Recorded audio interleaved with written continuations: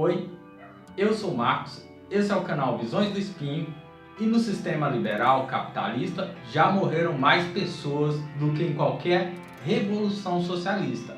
Polêmica!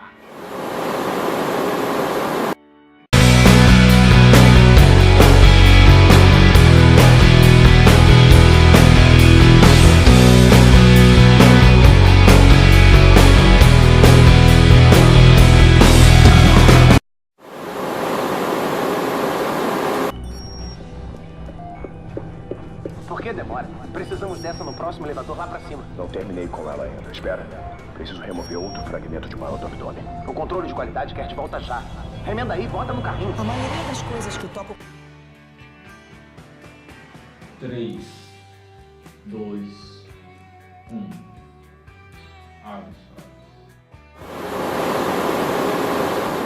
É assim que Maeve desperta de um passado traumático, onde viu sua filha ser assassinada brutalmente, assim como ela própria, onde ela presenciou a filha morrer em seus braços e só então ela morreu.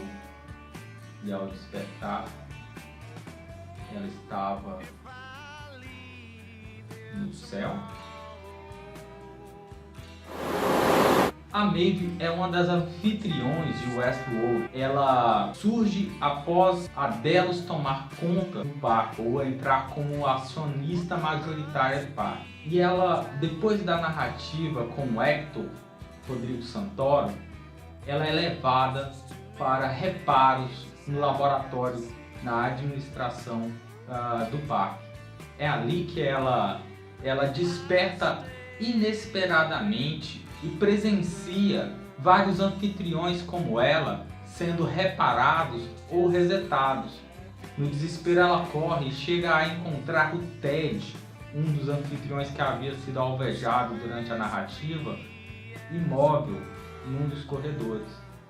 Ela acaba sendo reinserida no parque pelo Félix e pelo Sylvester para tentarem encobrir essa falha no mecanismo.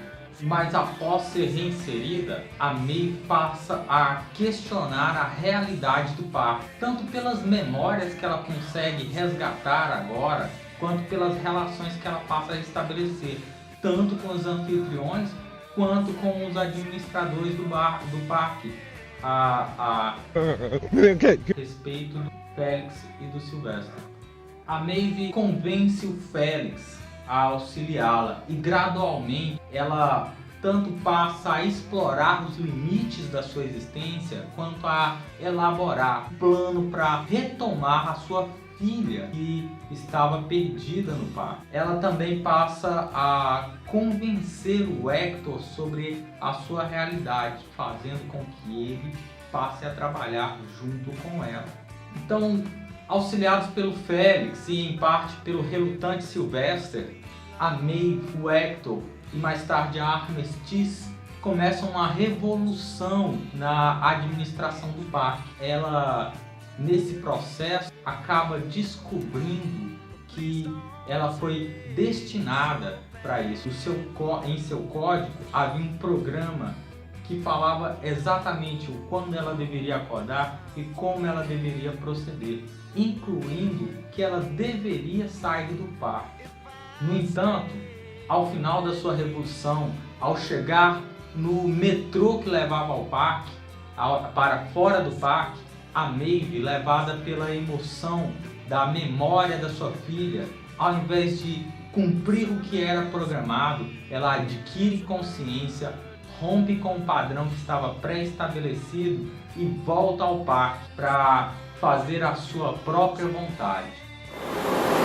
Epa, opa, pera lá! O que é isto, companheiro? O que tu tá fazendo? Tu tá desarticulando a teoria social marxiana, chamando de consciência um subproduto da superestrutura ficcional criado para fomentar uma ideologia das elites. É uma alienação da audiência cativa, uma vez Ele emite um discurso ideológico que imputa um produto. Ao fazer isso, companheiro, ontologiza características ficcionais, concomitantemente desmobilizando o potencial político dos espectadores, uma vez que inverte a realidade, omitindo a faxicidade histórica, que não é outra, que não pode ser negada, a geração de lucro para a elite do capital internacional. Tá certo. Mas então a May, ela chega à consciência? Se o Karl Marx estivesse assistindo Westworld, como que ele analisaria a trajetória da May? Para entendermos isso, é necessário a gente entender que, segundo Marx, a existência humana se constitui em determinadas condições que demarcam as possibilidades do seu desenvolvimento. Em outras palavras, o modo de produção que determina a realidade objetiva.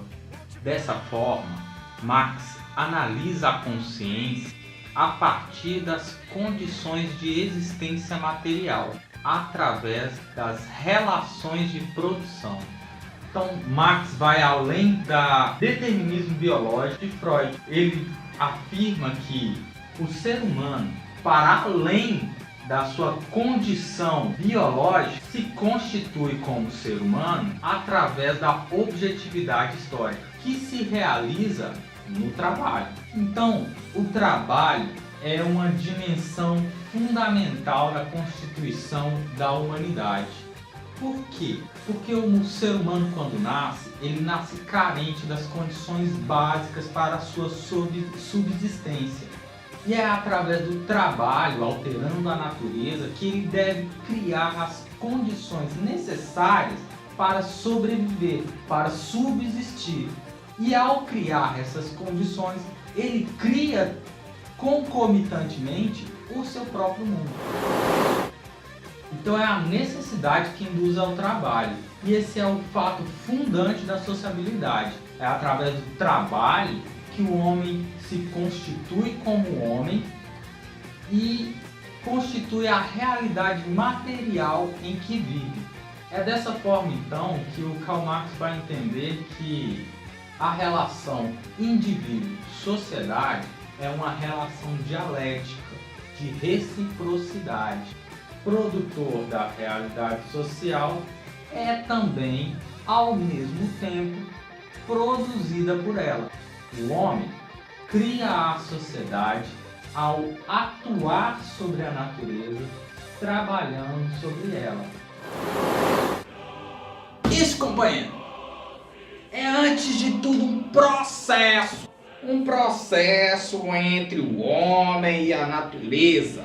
Um processo em que o homem, por sua própria ação, pela sua própria atuação, controla, regula o seu metabolismo com a natureza. Ao atuar por meio desse movimento sobre a natureza externa a ele e modificá-la, ele modifica a si mesmo, ao mesmo tempo a sua própria natureza. Ele modifica a si como ele modifica fora. Entendendo? O homem atua sobre a natureza e ao atuar sobre a natureza atua em si mesmo. Disse Marx. É o que ele diz, Bakhtin.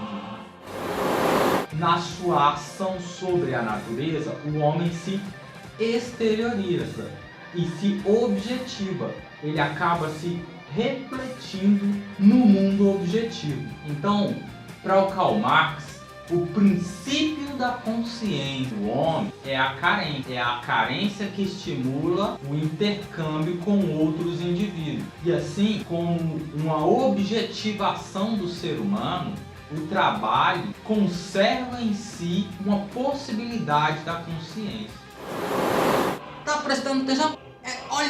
Olha que simples e lindo. Então, consciência em barbudinho. Mas a consciência é, antes de mais nada, a consciência do meio sensível. Sensível.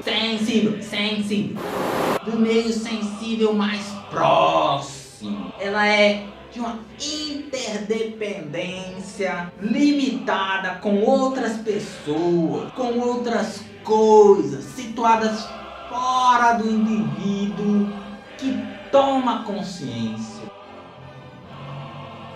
É, portanto, a consciência da natureza inatacável, onipotente, como uma força estranha, um modo puramente animal, a qual os homens se comportam de um modo puramente animal e que se impõe a eles tanto quanto se impõe ao rebanho. É por conseguinte a consciência da natureza puramente animal.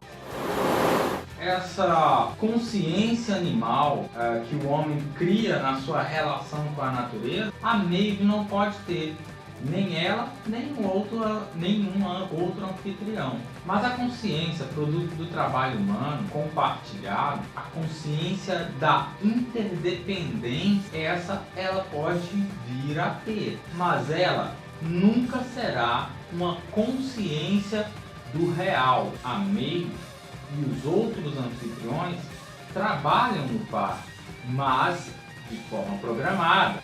A Dolores, ela pinta a partir da sua memória, mas ela não desenvolve. O homem subjetiva, ele deposita a própria vida nos produtos do seu trabalho. Ao mesmo tempo, ele internaliza, ou seja, ele internaliza a subjetivação do trabalho de terceiro. Nesse processo, subjetividades se encontram, constituindo por esse processo a realidade social. Assim, o indivíduo se universaliza ao exteriorizar a sua particularidade. Então preste atenção! O que Marx diz é que a subjetividade não é uma instância própria, autônoma, independente, dada imediatamente ao indivíduo, mas é construída socialmente, produzida numa dada formação social, num determinado tempo histórico. Dessa forma, a consciência se constituirá no intercâmbio dinâmico com a consciência de outros indivíduos, pela mediação do trabalho, um processo onde o sujeito, ao construir a realidade concreta, constrói a si mesmo.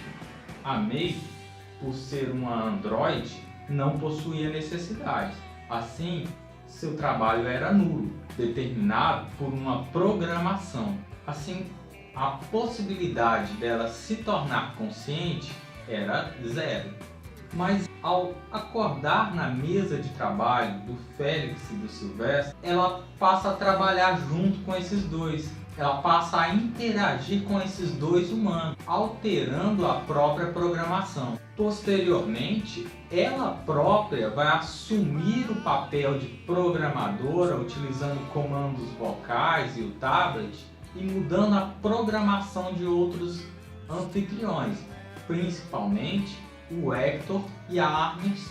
A Maeve, ela nasce na mesa do Félix e ela herda uma realidade transformada por outros homens, marcada por suas consciências. Sua realidade, em sua forma, determina e condiciona as possibilidades da ação da Maeve, mas diferente de antes, ela agora pode conscientizar de que está marcada pela subjetividade de outros humanos que a modelaram, que modelam a realidade social e que têm as ferramentas efetivas para produzir a realidade social. Então, para Marx, a possibilidade da consciência não está dada no plano das ideias, mas sim no campo da sociabilidade, da realidade concreta. É na produção da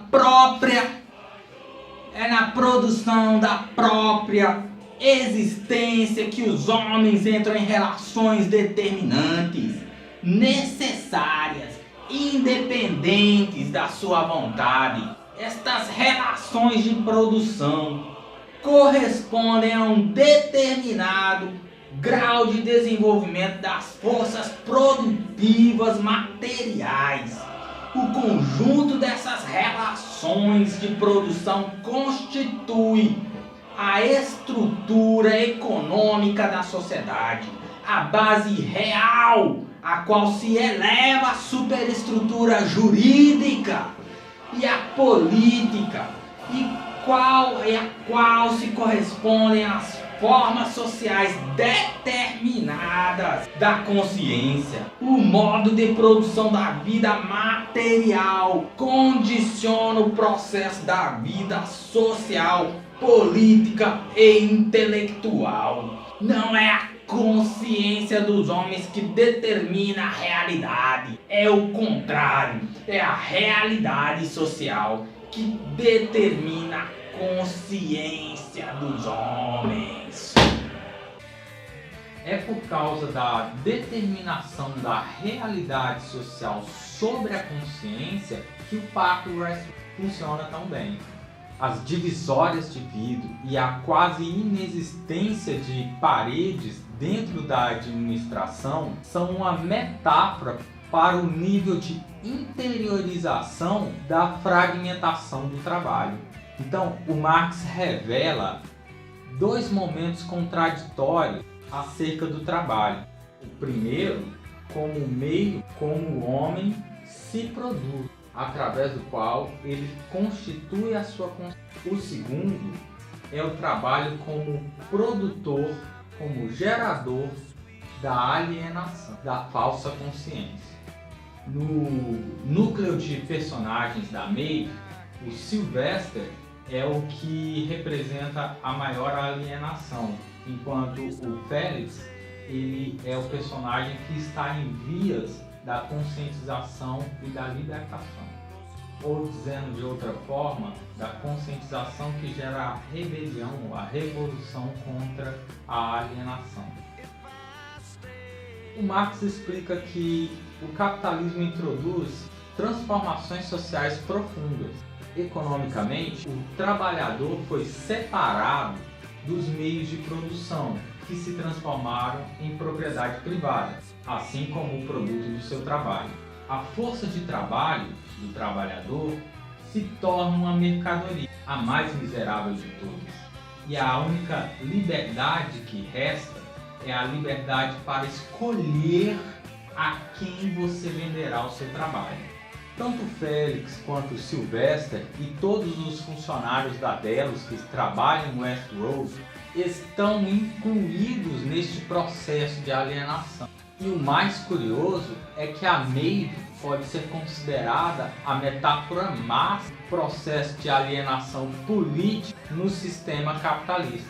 A Maeve, ela é inconsciente da sua existência social. Mulher, negra, ela é introduzida no parque como uma colona.